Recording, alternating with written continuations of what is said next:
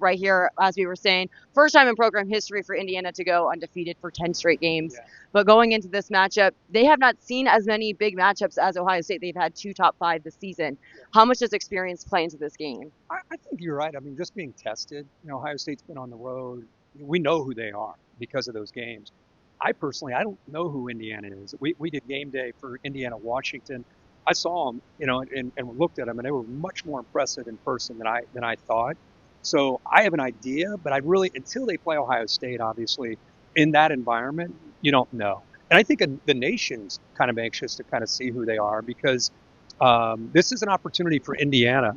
Sorry, this is an opportunity for Indiana to kind of showcase to the committee, to really the nation, that they can play with some of the elite teams. So we'll see what they can do with it. If they compete and they win out, they're in the playoff. If they get blown out in this game, then it becomes a discussion: have they done enough to stay in it, or what if they win? What if they beat Ohio State? I mean, so there's so many different things, so many different scenarios. I think it makes it pretty exciting. That's exactly what I was thinking. Is there's as a set number that the committee has to look at because they really are. This is the one game they have an opportunity to actually make a statement. We haven't seen anything. So if they don't win this game, they don't have a ranked win. So what do their playoff implications look like if they don't get this win here at Ohio State? Well, if I were Indiana, I wouldn't worry about the result of the game. I would want to go out and just show we can play with if they come out and compete, regardless of the score. Like if you're watching, you and I are watching, we're like, they're a pretty good team. Like if that's the impression, they're in.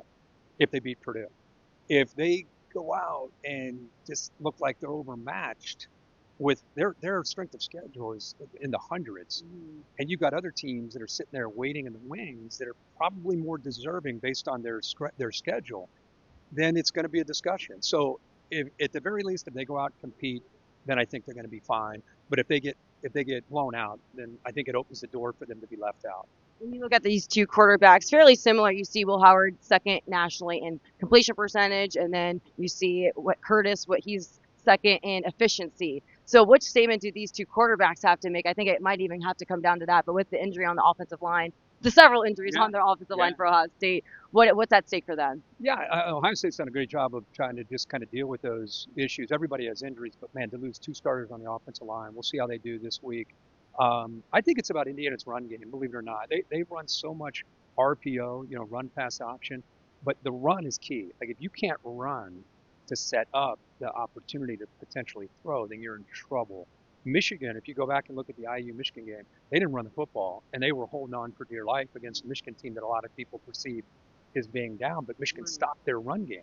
So if I'm Indiana, if you're watching this game, is Indiana running the ball? If they're running the ball, you better hold on to your hat because Indiana's going to make some plays with the quarterback play. And then I was telling you earlier, I think Will Howard's been, to me, as good of a player in the country as there is. And I say that because of the pressure on him to come in and be the guy, the difference. And I know he had the one play at the end of the game against Oregon, but otherwise he's been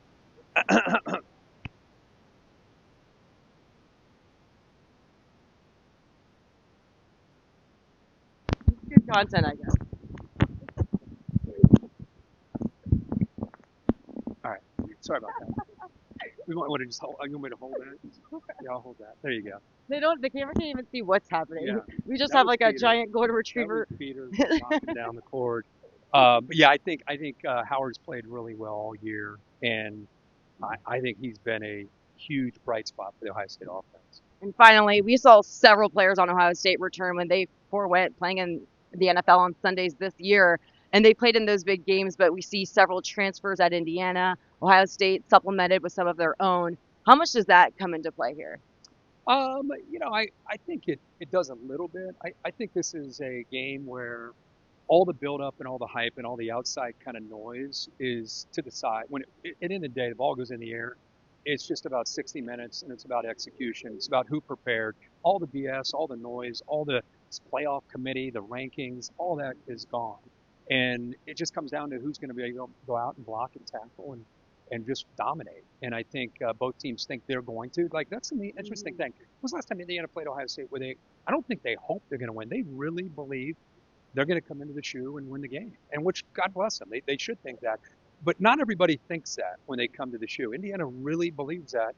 So I think that's what makes this game so exciting. I think the beginning of the game will be key because if Indiana starts fast and they're up 7-0 or 10-0, take the crowd out of the game, then that obviously gives them a shot to be able to win, pull off an upset.